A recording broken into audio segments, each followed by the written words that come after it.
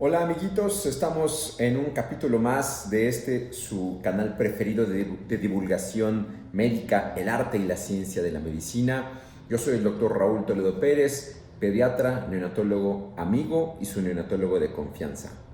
Pues ya estamos aquí de regreso, ya tenía un tiempo que no habíamos podido hacer un nuevo video, han pasado varias cosas importantes aquí en la cuestión profesional, pero ya estamos de vuelta. Entonces, hoy quiero platicar acerca de un tema que sigue siendo muy relevante. Vamos a dejar todavía lo de las vitaminas para la siguiente vez, pero sí quiero platicar de este tema porque se me hace importante. Y de lo que quiero platicar el día de hoy es el tema del regreso a la normalidad, a esta nueva normalidad que se está manejando, que se ha comentado ya por parte de la Secretaría de Salud, en donde ya hay todo un semáforo para poder hacer el regreso a nuestras actividades habituales, del trabajo, la escuela y todas las cosas que habitualmente hacíamos antes de esta pandemia del coronavirus. Entonces de eso quiero platicar hoy un poco, pero quiero hacer un par de puntos relevantes. Primero, quiero retomar y quiero hacer una diferencia fundamental de cómo están sucediendo las cosas en este momento comparado con la última pandemia que vivimos hace poco más de 10 años, que fue la pandemia de la influenza, del AH1N1.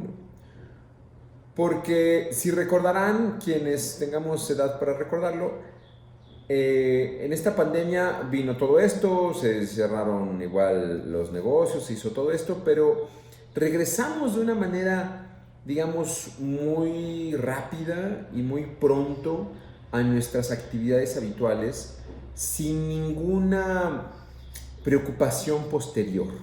Así como que, ya se terminó, perfecto, a lo que estábamos, volvemos a funcionar de la misma manera y hacemos las cosas, ¿ok? Y aquí es importante que recordemos esto y sobre todo recordemos las diferencias fundamentales de la pandemia de la influenza del 2009 contra la pandemia que nos está tocando vivir ahorita del COVID-19. Y es relevante porque, primer punto, en la pandemia de la influenza del 2009 teníamos, además de todos los avances en la tecnología para el apoyo respiratorio con ventiladores, un sistema de salud pública mucho más robusto que hace 100 años cuando fue la gripe española. Teníamos ya contra la influenza el desarrollo de vacunas contra la influenza, que lo que se tuvo que hacer simplemente fue refinar la vacuna y tuvimos una vacuna bastante rápido contra el AH1N1, ¿ok? Y además ya teníamos algunos medicamentos y sobre todo un medicamento que funcionaba muy bien para matar a la influenza, que es el oseltamivir, y que sigue funcionando. Y eso es lo que quiero ahorita hacer énfasis. Sobre todo porque en este momento, a diferencia del 2009, no existe una vacuna para los seres humanos contra el coronavirus. Ni tampoco existe en este momento un medicamento que funcione como funciona el oseltamivir contra la influenza. Y esa es la diferencia fundamental del momento que estamos viviendo contra lo que se vivió en el 2009 contra la influenza. No es lo mismo, son cosas distintas. Por lo tanto, nuestro abordaje tiene que ser distinto. En estos momentos estamos cerca del término de la jornada de la sana distancia y ya nos estamos emocionando porque ya vamos a empezar a salir, vamos a empezar a hacer todo y qué padrísimo, ya se acabó esto. No se ha acabado, ni se va a acabar pronto, porque este virus sigue circulando y es un virus que llegó para quedarse, como la influenza. Es un virus que no se termina cuando termine la jornada de la sana distancia. Es un virus para el que todavía no existe una vacuna y es un virus para el que todavía no existe un tratamiento efectivo. Porque además debemos recordar, como lo platicamos en el último video, la ciencia ha ido encontrando la evidencia de que los tratamientos que pensábamos que funcionaban bien, resulta que no funcionan, como la hidroxicloroquina y la cloroquina. Se ha encontrado que no tienen un efecto realmente abrumador contra el coronavirus y que sí pueden producir que los pacientes se mueran más si utilizas el medicamento a que si no lo utilizas. Y esta es la razón por la cual quienes nos dedicamos a esto procuramos ser tan cuidadosos en el momento de recomendar medicamentos, sobre todo contra una enfermedad nueva. Porque ahora tenemos suficiente información para saber que la hidroxicloroquina y la cloroquina quizá no son la mejor manera de tratar a los pacientes. Y entonces, gente como el presidente Trump y muchas personas que hicieron sus compras de pánico por la hidroxicloroquina y ahorita tienen su hidroxicloroquina guardada ahí en sus cajones o se la estuvieron tomando, es posible que vayan a tener efectos secundarios por tomar un medicamento que no está bien prescrito. Esa es la ventaja de la ciencia, que no debemos hacernos juicios prematuros sin tener la evidencia suficiente. Entonces, esto es muy relevante. ¿Por qué? Porque cuando regresemos a nuestra nueva normalidad, la nueva normalidad significa que debemos asumir que el virus está ahí y que el virus no se ha ido y no se va a ir.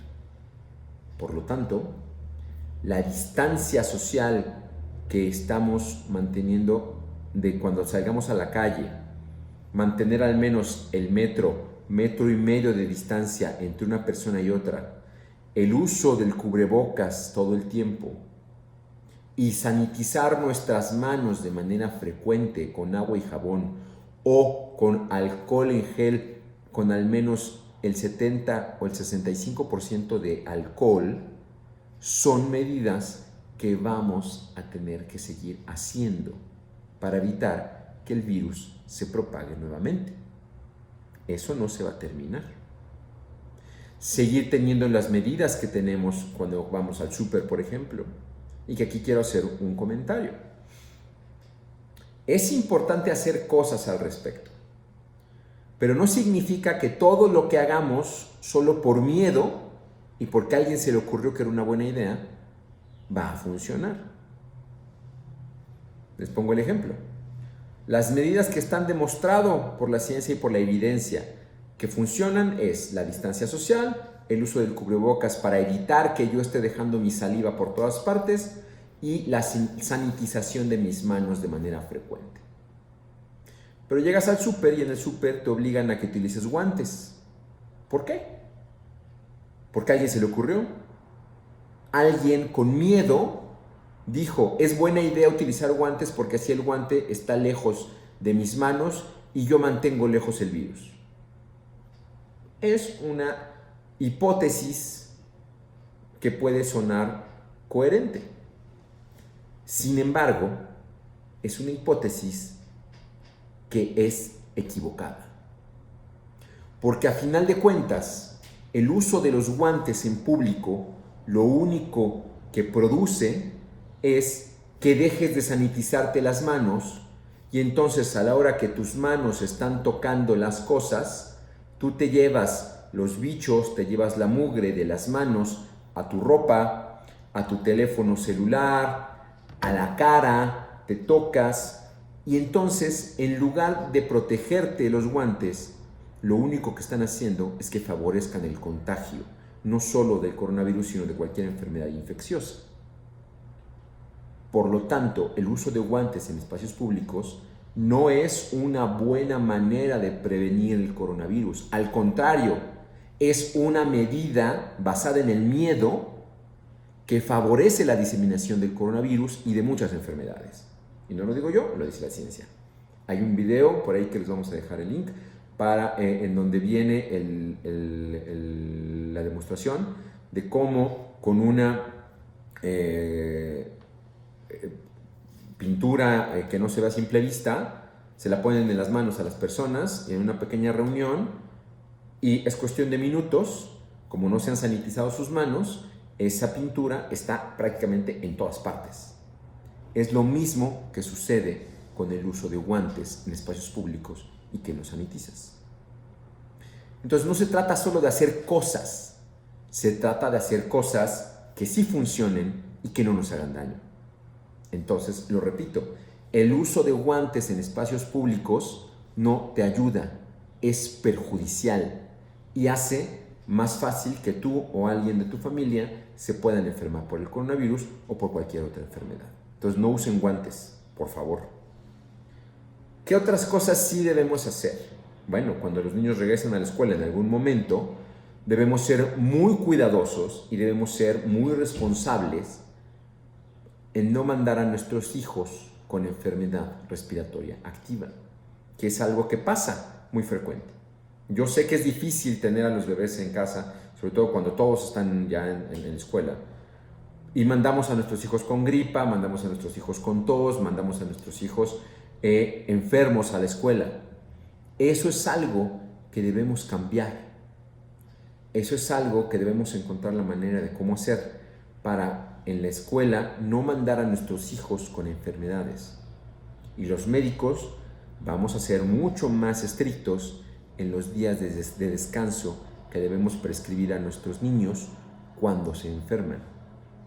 Porque en este momento cualquier gripa puede ser coronavirus. Y eso es algo importante que debemos recordar.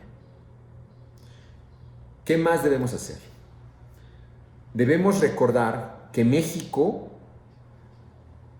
es uno de los países que en este momento está dentro de los primeros 10 lugares de mortalidad por millón de habitantes a nivel del mundo. En todo el mundo, México en este momento es el lugar número 9 de personas que están muriendo asociados a esta enfermedad del COVID-19. Y esto es muy relevante recordarlo. Estamos en este momento en una mortalidad por arriba de Italia, por arriba de España, que son lugares que los abrumó de una manera feroz el coronavirus. En este momento, México, nuestra gente se está muriendo más que en Italia, más que en España. Estamos solo por debajo del Reino Unido, que es el primer lugar, Suecia es el segundo lugar, Brasil es el tercer lugar a nivel mundial de muertes, San Marino el cuarto lugar, Estados Unidos es el quinto lugar, Perú, después sigue Ecuador, después sigue Bélgica, después seguimos nosotros y debajo de nosotros está Canadá. Y esto es muy relevante recordarlo. ¿Por qué? Porque en México, aunque no ha habido una afección tan brutal como en otros países, nosotros somos uno de los primeros lugares a nivel mundial de personas con obesidad, con diabetes y con hipertensión. Y tristemente, como ya lo hemos dicho en programas pasados, la diabetes, la hipertensión y la obesidad son factores de riesgo muy importantes para que te mueras si te da el coronavirus. Y la obesidad es un factor tan importante como la edad. Si tú eres joven, tienes menos de 40 años incluso, pero estás gordito y tienes obesidad, tu riesgo de morirte es igual al de una persona mayor de 60 años. Y eso es algo que nos ha dicho la ciencia en los últimos meses. Es algo que no sabíamos, pero es algo que hemos encontrado, cómo se está comportando esta pandemia y cómo se comporta esta enfermedad. Y lo repito, si tú eres una persona joven, pero estás gordito, tienes casi el mismo riesgo de fallecer que una persona mayor de 60 años si te da el coronavirus. Y eso es muy importante que lo recuerden. Esa es una de las razones por las cuales México, aunque no ha sido tan abrumado por el coronavirus, tiene una alta mortalidad, porque somos un país de gorditos. Hay que cuidarnos. Y el último punto que quería platicar con ustedes el día de hoy. Ahorita, en este momento, 25 de mayo, está pasando, que estamos viendo en muchos lugares, incluido aquí en San Miguel, un repunte en los casos de coronavirus. Pasó en Tabasco, en donde se vio que a principios de mayo ya la curva iba subiendo, bajó un poquito, pero desde a partir de la semana pasada empezó a subir otra vez el número de casos. Pasó aquí en San Miguel. Habíamos tenido una meseta de casos en 10 casos, pero desde hace un par de semanas empezaron a subir y ya tenemos 16 casos en las últimas 2 semanas. ¿Y cuál es el punto en esta situación? ¿Por qué volvió? Porque hace poco más de 2 semanas coincidió que fue el Día de las Mamás, el Día de las Madres, el 10 de mayo. Y coincidió que alrededor del 10 de mayo hubo un aumento muy importante en la movilidad de las personas y hubo incluso reuniones familiares asociadas al 10 de mayo, en contra de todo lo que se recomendaba. Y mágicamente, 1 y 2 semanas después, empezó el repunte de los casos de coronavirus. Entonces, ¿qué es lo que nos dice la ciencia?